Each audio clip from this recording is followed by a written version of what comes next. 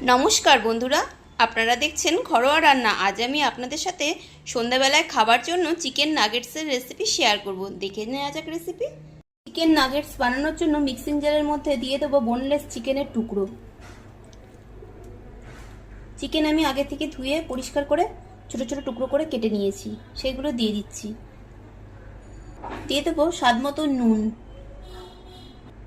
কয়েকটা কাঁচা লঙ্কা, অল্প একটু সয়া সস,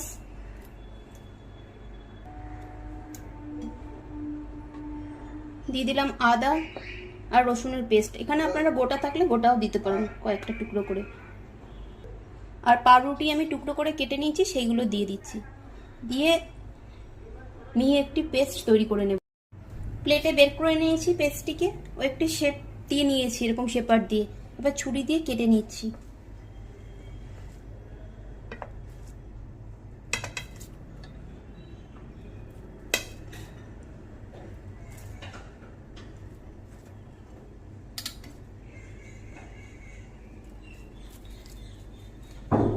এই দেখুন স্কোয়ার শেপ হয়ে গেল। এইভাবে করে আমি আগে সবগুলোকে শেপ করে নিচ্ছি। এই যে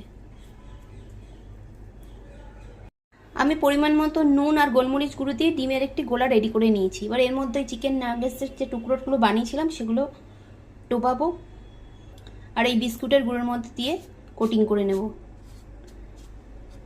এভাবে সবগুলো বানিয়ে নিচ্ছি। আগে ওভেন অন করে একটি কড়াই বসিয়ে দিয়েছি। এবার এতে দিয়ে দেবো পরিমাণ মতন সাদা তেল। তেল গরম হয়ে গেলে নাগেটসগুলো এর মধ্যে ছেড়ে দেব। সব নাগেটসগুলো এই যে এইভাবে তৈরি করে নিয়েছি।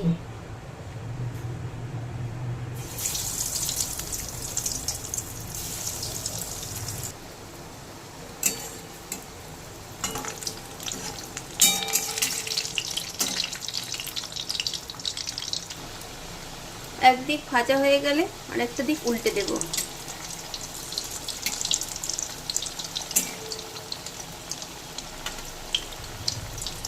এভাবে দুদিকই গোল্ডেন কালার করে তুলে নেব।